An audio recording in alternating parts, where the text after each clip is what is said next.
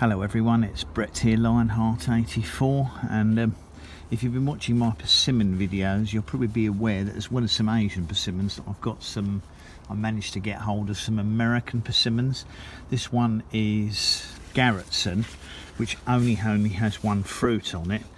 Now, one of the reasons I wanted to try American persimmons is I believe they would be hardier in our climate, or more resistant to the late spring frost we get. That wasn't necessarily the case in terms of damage. The American ones seem to take as much damage on the new spring growth as the Asian persimmons did. But what I was also hoping for was to get fruit that would ripen.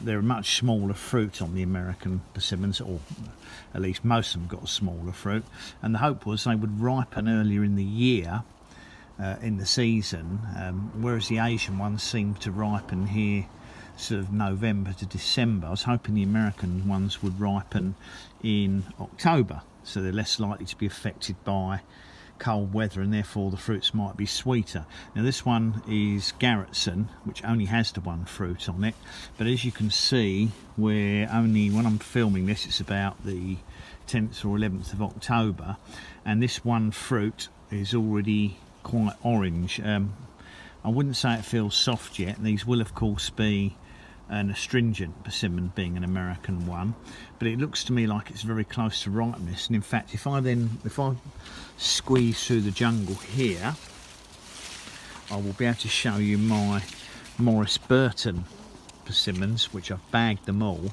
It's probably about 8 or 10 on the tree. You can probably see through the bags that all of these are getting quite a noticeable colour on them already, and as I said, we're only on about the 10th or 11th of October when I'm filming this. These actually are quite a decent sized fruit. Last year I had a few Morris Burtons, but they were no bigger than walnuts, but these are probably getting up to the maximum size the American ones reach, but they're a good probably 3 inches across. They look like a very small shop bought one, quite round, slightly flattened shape to them. Now I'm going to leave them on the tree probably until November. I mean, they'll probably drop when they're ready, but I'm hoping that, being as they're an earlier ripening earlier, or at least turning colour earlier, that because there's still some warmth in the air, these will actually develop some sweetness on them once they've lost the astringency. Still remains to be seen, but I'm very pleased how this particular plant did resist the frosts early in the year, whereas all my Asian ones got cut back badly and lost all the flowers. And this has actually, as you can see, fruited quite well, considering it's in not a particularly large container. Yeah, very pleased. My plan is working.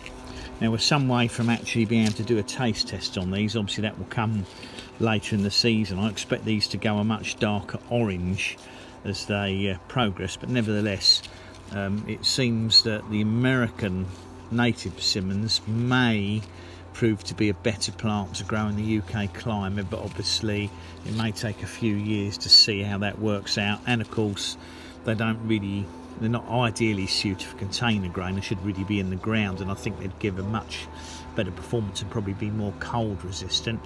But nevertheless, I thought worth a short video.